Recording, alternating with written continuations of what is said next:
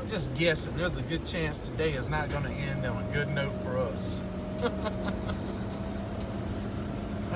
First of all, we found out our load got pushed back to at least 2 days.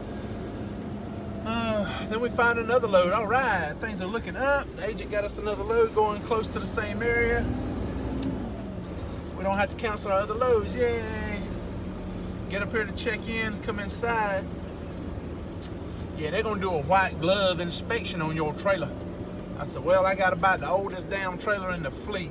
Chances it passing are 0 to none. But I just hauled a damn load of Dunkin' Donuts coffee cups. Hell, if that's good enough to haul that, it ought to be good enough to haul whatever the crap this is, you know.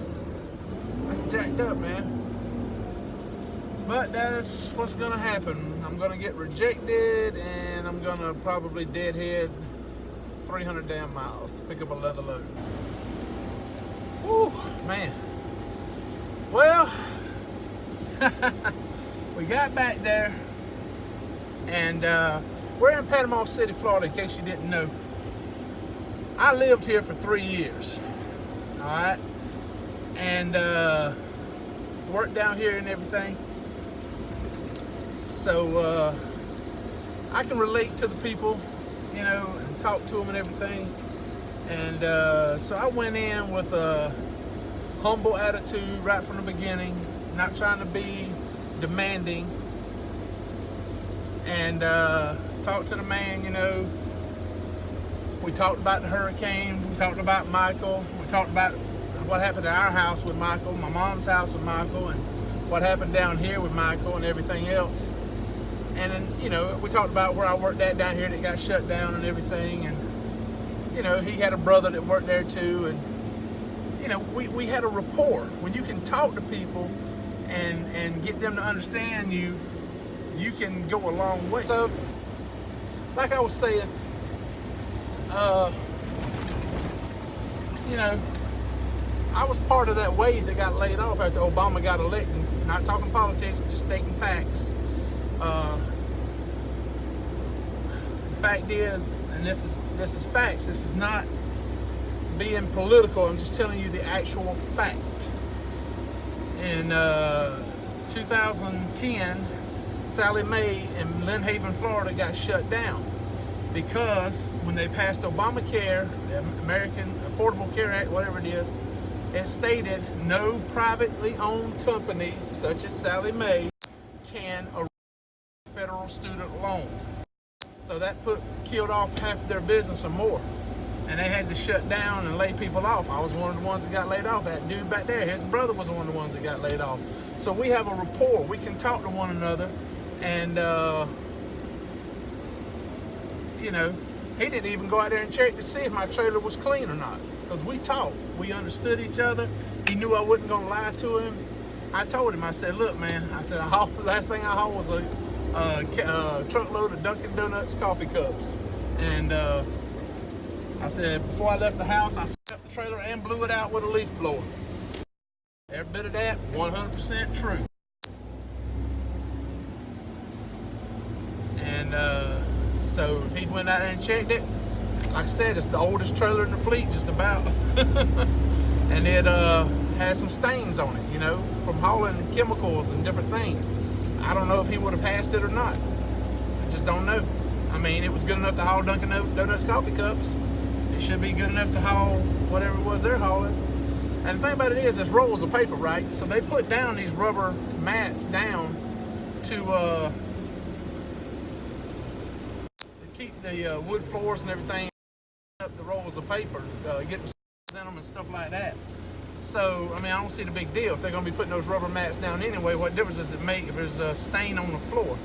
I mean, I understand if there's wood and metal shavings or glass or something like that. So, I mean, they wouldn't let you haul Dunkin' Donuts coffee cups, you know? So, anyway, it is what it is. Worst case scenario, they have to bring a guy here to pressure wash the trailer. They charge Landstar. Landstar charges me. That could happen. We don't know. We just have to wait to see what happens. But I mean, I guess you might could pressure wash your stain out. I don't know. It's a wood floor. So we'll just have to wait and see. I don't know. Anyway, we on our way now to Chickasaw. Our load going to Gulfport got canceled. But there again, I talked with the agent. I haul loads with his sister all the time. Just a funny coincidence, you know. So that worked out good. He hooked me up. He got me another load going close to the same area. So that's gonna work out good for us, I hope. Still worried about my hours because it's shoot, what time is it now? Oh, 5:12. 5:12. Shoot fire. They open up at 7 in the morning. Let's see, it's 5 now. And we're about, I'd say anywhere from 3.5 to 4 hours away. So we'll be there by 11. You know, worst case scenario, we do a 8-hour break. We get back some hours, and we make it over to pick up our load. That's the main thing. We got to get that load picked up. Once we get the load picked up, we can always do a 2-hour break, get back some more hours, probably make it to Birmingham, because that's a shorty. Louisiana up to Birmingham, that's a short run. So it shouldn't take a ton of hours to get up there. We should be okay. The main thing is we want to get to Birmingham we want to deliver first thing. I mean, we want to get there by 8 o'clock that night, because if we get there by 8 o'clock that night, we unload at 6 that morning, we get a 10-hour break in, we're good. We are good. And because we got to go up to Huntsville, Alabama, and pick up a load and go out to Dallas. And we're going to need every hour we can get. Every minute we can get. To get from Huntsville, or from Birmingham to Huntsville to Dallas in one go, without having to do another 10-hour break. We want to deliver first thing Thursday morning in Dallas, so we can maybe pick up something to deliver the next day. Because our cutoff is Friday, so we want to try to get a load delivered by Friday. Another load in by Friday, you know, even if it's only a shorty, you know, like 400, 300 miles, something like that. Just to get a little extra revenue. We don't want to sit there and wait a whole nother day for another load. So we still want to try to find something that runs long over the weekend, you know. Like a 900 miler would be good, 1,000, 1,100 miles, something like that, something we can run over the weekend. And so that's what we're hoping for. I should have been turning the camera around instead on me and let y'all see how bad it looks down here in Panama City. It's getting better, but it's a slow process, man. I don't understand it. If they pumped money into this place like they did out in New Orleans, this place should done be back by now. You know, it shouldn't have took over a year. I mean, I went by a while ago. Instead of rebuilding houses, they're building daggum trailer parks for campers. People are living in a daggum camper. Look, there's blue tarps on the houses. It's just, there was a church back there with the windows still blown out of it. There's houses that are just rubble. If there was enough money down here doing this stuff, then there would be people coming here. Like my brother, he went out to New Orleans and ended up living out there because he started out there with Katrina, going out there to help out with Katrina to get a job. There should be jobs like that here.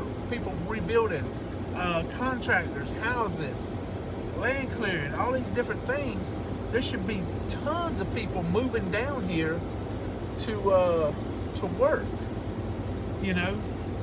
And I just don't get it. I don't get it.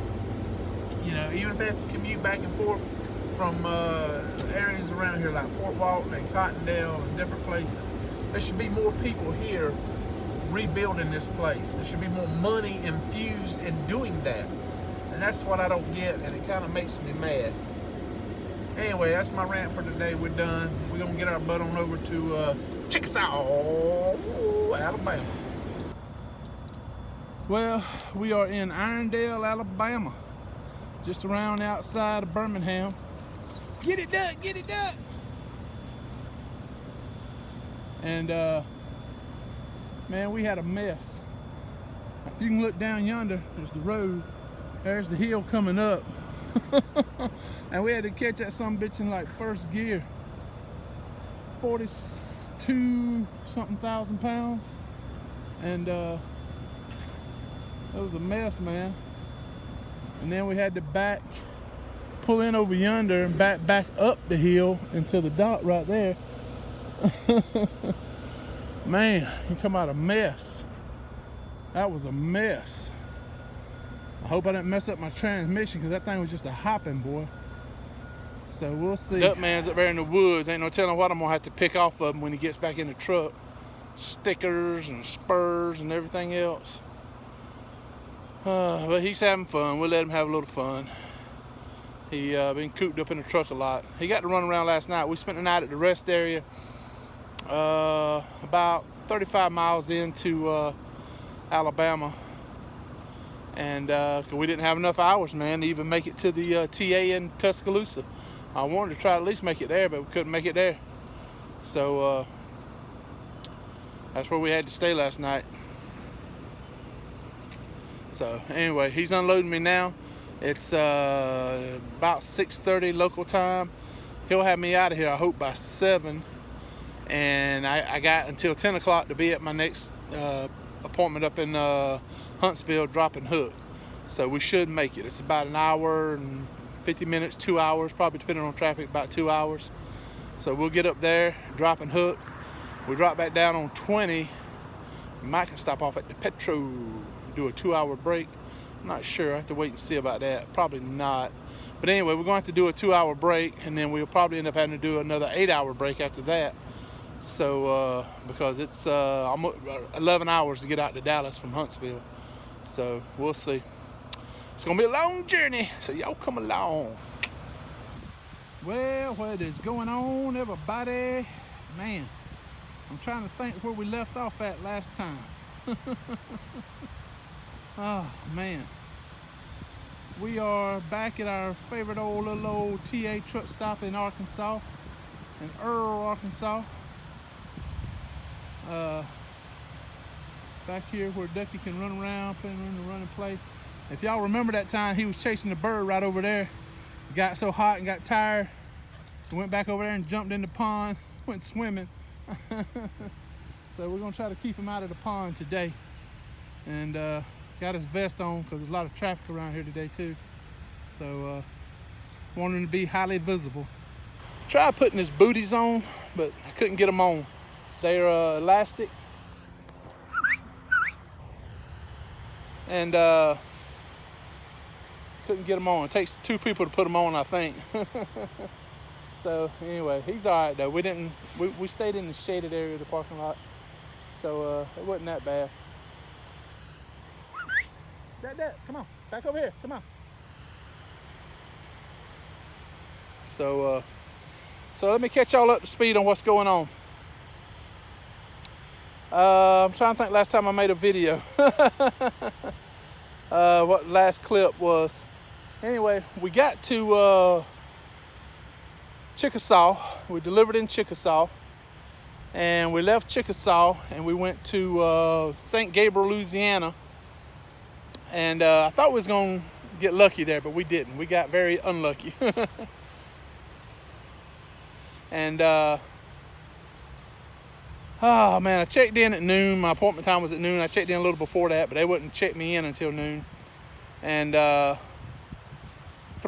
hours to get loaded, man. That was crazy. All it was is 21 totes of liquid, chemicals. And it took them 3.5 hours. Let me tell you why it took 3.5. When they first loaded it, they did lines down each side of the trailer. Nothing but those totes, right? They didn't put any spacing in the front of the trailer. They tell me I'm done finally after about almost 2 hours. I look down at my PSI on my airbags, 60. I'm like, whoa, and that's with the tandem slid up.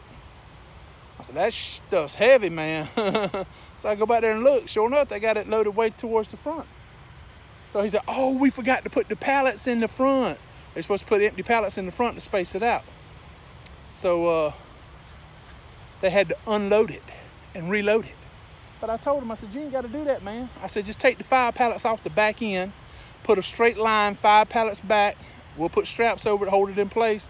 That'll counter some of the weight towards the back. I'll be fine. I'll be good to go. Oh, no, the customer wants it loaded with the pallets in the nose and I'm like, that don't make no sense. Ducky, come here. Ducky, come on. Boy, we're messing with something he ain't supposed to mess with. So finally, after 3.5 hours, by now, they're already cutting into my drive time. You know, I'm out of 14-hour time, and my 14-hour and my drive time have synced. Once they sync up, that's it. Every time you waste a minute, you're wasting a minute of drive time. So we didn't make it. We made it to about mile marker 35 or 40, just inside Alabama on I-20, to that rest area. We got there and got parked. Did an 8-hour break there last night. Drove on over to Irondale, got unloaded first thing this morning. I asked the guy about that. He goes, I don't know why they loaded this way. This is stupid. He said, we didn't ask them to do that. And he said, they're the only ones that do it. And so anyway, they took all the pallets, airbags, all that stuff off for me, so I didn't have to worry with it. And so we booked it on up to Huntsville to get loaded up there. Come to find out it was driver assist, which I didn't mind. It was 19 little bitty small crates about the size of a little chest like you'd have at the end of your bed, you know, or smaller. And the whole load weighs less than 2,900 pounds. So we got that loaded, and I heard shh, air leaking. Well, y'all remember my thing about the airbags, right? Well, the TA paid to have one of them replaced, and I bought the other 3 myself because the other 3 hadn't blowed yet, but I wanted to go ahead and replace them. So 2 of them were easy to do, and I did them real quick at the house. The other one I didn't have the time to finish up, so I figured I'd get it done later or either get it done on the road. Well, when they screwed up my load yesterday, I think it went ahead and popped it or put a little hole in it. So anyway, we're here at the shop at the TA in Earl. I got the airbag and everything. I had to stop and kink the hose so it would quit leaking air. And running on 3 airbags, but with that light of a load, it ain't gonna hurt nothing. So let me holler at that boy. Hold on. Come on, boy. So let's see if you can see him running. He's behind the tree. There he comes. See him right there? So we made it here. We ran across the top of Mississippi, top of Alabama, top of Mississippi, or mostly the top of Mississippi, to get over here to West Memphis and everything. And so that's where we're at now. If we do an 8-hour break tonight, we'll have enough time to make it to Dallas, deliver, and I'm pretty sure have enough to make it down to Waco to get loaded. Don't you get in that water? He was headed to the pond. Check him out. I saw you heading that pond. I saw you. Tell the truth, was you gonna get in the water? Was you gonna get in the water? You were? I thought you were. So anyway, that's where we're at now. I talked to the guy inside. I said, hey man, can I go and get a PM done? Because I'm over on that too. So they're gonna do the PM, the airbag, and all at one time. I said, think you can get me in and out of here in less than 8 hours? He goes, oh yeah, no problem. I said, okay, I appreciate it. I gotta be out of here in 8 hours. Because if I can get out there to Dallas and get unloaded, you know, by 9 o'clock in the morning, then I can, I hate that record button. It's so hard to push. You missed it. He was doing this little squirming around thing on the ground. Anyway, we can get on out to Dallas and get unloaded. By 9 in the morning, we can get to Waco, pick up there. And even if we don't have any hours after we pick up, we still got time to do a break and still make it to Tulsa in plenty of time for Friday morning. And we should be good on hours then to pick something up. We haven't picked anything up yet. I've been looking at some loads. There's some loads going to Florida, loads going to Gaston, Alabama, Eagle Pass, Texas. So I just got to make up my mind where we're going to go and see if anything else pops up on the load board. So we're going to go back and jump in the truck and cool off, wait for them to give us a call to pull us into the door to get the truck worked on. Maybe have a early dinner or something, and just chill out for a while. So try to figure out how many hours we're going to get back and all that stuff, so we'll know for sure what we're doing. instead of just waiting, seeing, being surprised. Surprise, surprise. Yeah, sometimes surprises don't work out. But hopefully we'll be good. Worst case scenario, we stay here and do a 10-hour break, which I don't think we'll do. But anyway, we're gonna go ahead and end it here, and because I've been dragging y'all along for 2 days now at least. So, but I appreciate y'all watching, liking, subscribing. Leave me a good old comment down there. That was always good. And whatever you do, don't forget our motto. If you're an owner-operator, don't haul no cheap freight. All right? All right. Peace out.